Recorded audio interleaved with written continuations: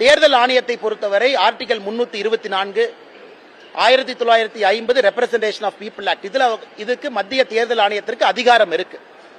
இதையும் தாண்டி திராவிட முன்னேற்ற கழகம் குழப்பத்தை ஏற்படுத்தால் நேரடியாக எலெக்ஷன் கமிஷனை தலையிட்டு இது நடத்த வேண்டும் என்பதும் எங்களுடைய எதிர்பார்ப்புங்க.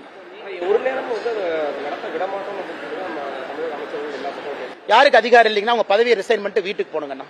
இதை நடத்துவதற்கு விடமாட்டோம் என்று ஏதாவது ஒரு அமைச்சர் சொன்னாங்கன்னா அரசியலமைப்பு சட்டத்துக்கு எதிராக பேசுகின்றார்கள்.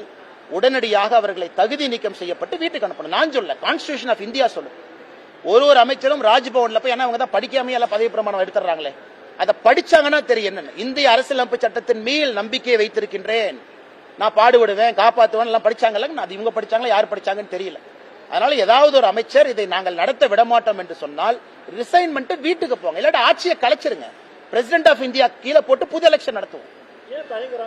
அண்ணா வெரி கிளியருங்க அண்ணா. அவர்களை பொறுத்தவரை இந்தியாலேயே voters enrolment, voter database, electoral database ஒரு மிகப்பெரிய ஃப்ராட் வச்சிருக்காங்கன்னா அது திமுக தான்.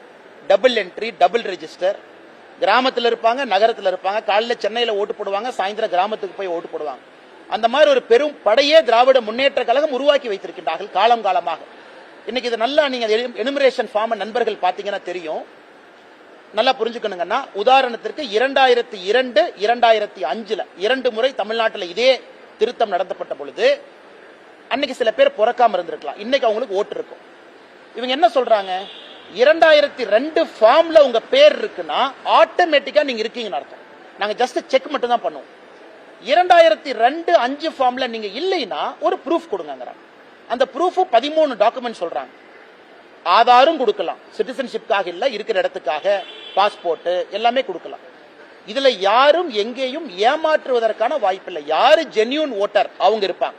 அதை தாண்டி இன்னொன்னு சொல்லியிருக்காங்க, குடும்பத்தை பிரிக்காதீங்க. கோயம்புத்தூர்ல தான் பார்த்தோமே, அப்பா இங்க ஓட்டு, தம்பி அங்க ஓட்டு, பையன் அங்க ஓட்டு. இதுல இந்த சிறப்பு சீர்திருத்தத்துல ஒரு குடும்பத்தினுடைய ஓட்டு ஒரு பிளாக்கா தான் இருக்கணும். அதையும் ரொம்ப ஸ்பெசிபிக்கா சொல்லியிருக்காங்க. ஒரு குடும்பத்தை தனித்தனியாக பிரித்து போடக்கூடாது. 1200 வாக்காளர்கள் தான் ஒரு வாக்குச்சாவடிக்கு இருக்கணும். அதை தாண்டினால் புதிய வாக்குச்சாவடிக்கு இப்பவே நீங்க லாட்டிடியூட் லாங்கிடியூட் எடுத்து சொல்லுங்க. சோ இந்த அளவுக்கு சிறப்பாக பிப்ரவரி மாசத்துல ஃபைனல் ரோல் ரிவிஷன் கொடுக்கறாங்க. ஜனவரிக்குள்ள முடிச்சு, அதன் பிறகு எந்த குழப்பமும் இல்லை, தேர்தல் தாமதப்பட போவதில்லை, எல்லாமே சரியா போகுது. திமுக அதை எதிர்க்கிறாங்கன்னா நேரம் இருக்கு. இதை டிசம்பர்ல கொண்டு வரலையே, ஜனவரியில கொண்டு வரல, இப்பவே கொண்டு வந்திருக்காங்களே. அவ்வளவு நேரம் கொடுத்திருக்காங்களே. 1 மாசம் நம்ம கொடுத்திருக்காங்க, அப்பீல் 1.5 மாசம் கொடுத்திருக்காங்க. யாருக்காவது அசமாதானம் இருந்தா நாம கீழே இருக்கக்கூடிய தாலுக் அளவில் இருக்கக்கூடிய அவர்கள் செய்யக்கூடிய வேலையில் அசமாதானம் இருந்தா district collector first appeal, district collector மேலேயே அசமாதானம் இருக்கா chief electoral officer second appeal. இவ்வளவு விஷயம் செய்து கொடுத்திருக்கின்றார்கள். யாருடைய வாக்குரிமையும் யாரும் பறிக்க போவது கிடையாது. அப்படி இருக்கும் பொழுது பொய்யான குற்றச்சாட்டுகளை திமுக வைக்கிறாங்கன்னா என்ன அர்த்தம்னா அவங்களுடைய போலி வாக்காளர் பட்டியல் வெளியே வரும் என்கின்ற பயம்.